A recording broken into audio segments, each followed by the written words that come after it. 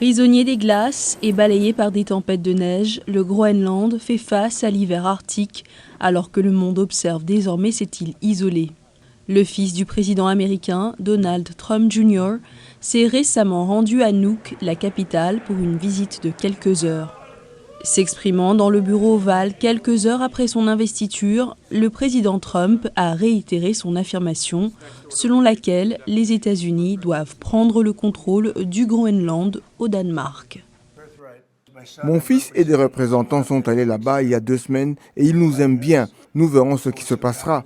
Mais le Groenland est nécessaire, pas pour nous. Il est nécessaire pour la sécurité internationale. Le Groenland fait partie du Danemark, mais les 57 000 habitants de l'île jouissent d'un degré d'autonomie élevé. Le gouvernement du Groenland a un message simple pour le monde. Nous ne sommes pas une marchandise et nous ne sommes pas à vendre. Trump a refusé d'exclure la coercition économique ou militaire pour prendre le contrôle du Groenland.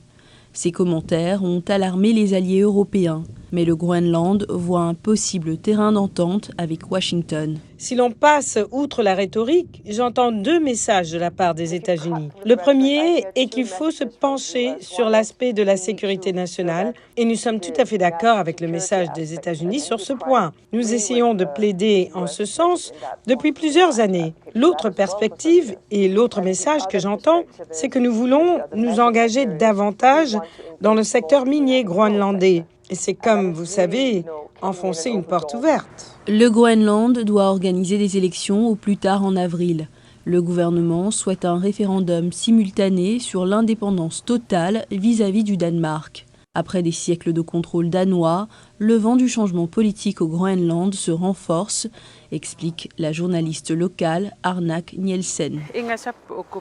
Aujourd'hui, il s'agit bien plus que de la création compliquée entre le Danemark et le Groenland. Tout d'un coup, Trump Jr. est là et tout explose. Un petit nombre de personnes ici sont vraiment heureuses que Trump Jr. soit venu au Groenland. Et un petit nombre de personnes lui en veulent vraiment d'être venu ici. Des sentiments amplifiés par les réseaux sociaux.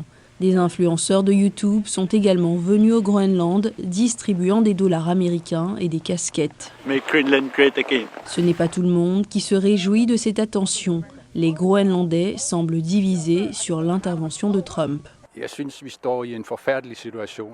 Je pense que nous sommes dans une situation terrible. Nos hommes politiques ne gèrent pas du tout la situation. Ils ont été séduits par quelque chose de tellement plus grand que ce qu'ils sont capables de gérer. En ce moment, le Groenland attire l'attention du monde entier. C'est une très bonne chose et il est grand temps que le Groenland reçoive davantage d'attention. Le monde entier a les yeux rivés sur le Groenland. Mais alors que le débat sur l'avenir de l'île s'intensifie, ses habitants affirment qu'ils sont les seuls à pouvoir décider de leur propre avenir.